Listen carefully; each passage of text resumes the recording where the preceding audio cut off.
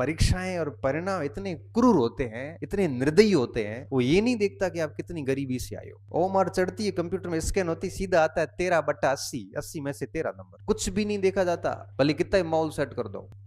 पढ़ाई करो, चिट्ठी लिखने में ध्यान लगाओ कि सर टेस्ट में टॉपिक मैं तो ये समझ रहा हूँ, तो मैं इसमें खोया हुआ हूँ एकदम, साकन सहकार।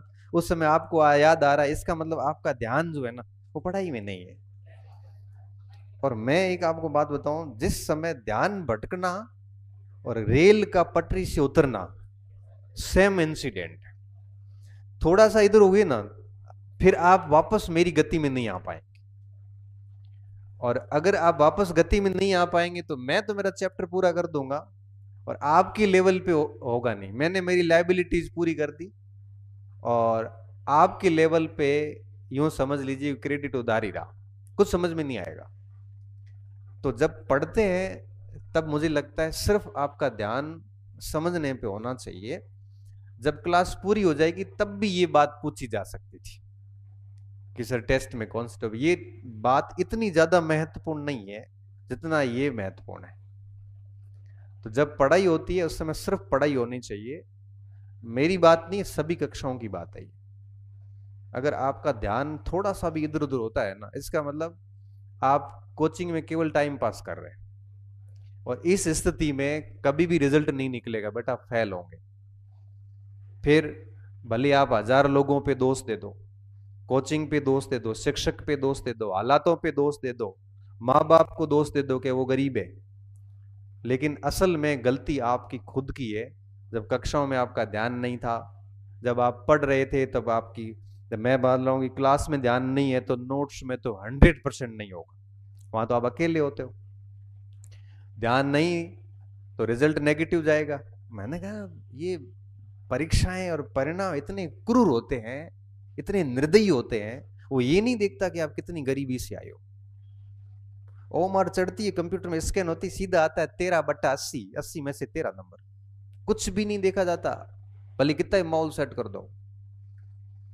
तो ध्यान प्रॉपर कर कक्षा में होना चाहिए। अगर बात समझ में नहीं आती तो 4 बार पूछिए। देखो मैं आपको एक एक चीज समझाता जा रहा हूँ कि सहकारिता क्या है, ये एक एक बिंदु बता रहा हूँ, आपको समझाने की कोशिश कर रहा हूँ। देखो ये आपको ही पढ़ना होता है।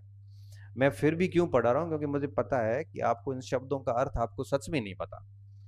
शब्दावली नहीं पता होती है तो टॉपिक पढ़े नहीं जाते। तो ध्यान बहुत एकाग्रचित रखिए। आंखों का और दिमाग का संपर्क जब खत्म होता है ना, तो उस समय आंखें केवल देखती है, दिमाग कहीं और होता है। उसके बाद से समझना बंद हो जाता है। और वापस जब दिमाग और आंखों का कनेक्शन एक होता है ना, तब याद आता है कि लास्ट छूटा कहां था। उस समय जब एकाग्रचित्ता बनेगी ना, तब बीच का पूरा पैराग्राफ जो आपने पढ़ा था वो आपको 0 लगेगा। आप वापस वहीं से शुरू करोगे जहां आपका कनेक्शन टूटा था। तो मैं आप सभी स्टूडेंट्स को कहता रहता हूं कि जैसी कनेक्शन टूटे ना, उस समय 2 मिनट नजर घुमा के वापस वहां पे आओ। जैसी कनेक्शन टूटता है, आपका दिमाग जैसे कहीं और जाता है, आपको पता चल जाएगा।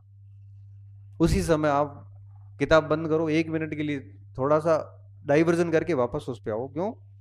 क्योंकि एकाग्रचित्ता के बिना आप पूरी पुस्तक पढ़ लोगे ना, आपको एक शब्द याद नहीं होगा कि आपने क्या पढ़ा है। ये साधना है। पढ़ाई क्या होती है? सच में साधना होती, तपस्या जिससे हम कहते हैं। और इसके बाद जाके ज्ञान प्राप्त होता है कि भाई हाँ अब रिजल्ट निकलते हैं। तो वो साधना आप कहीं पे भी बैठ के कर सकते हो, घर पे भी, लाइब्रेरी में भी, कोचिंग में भी।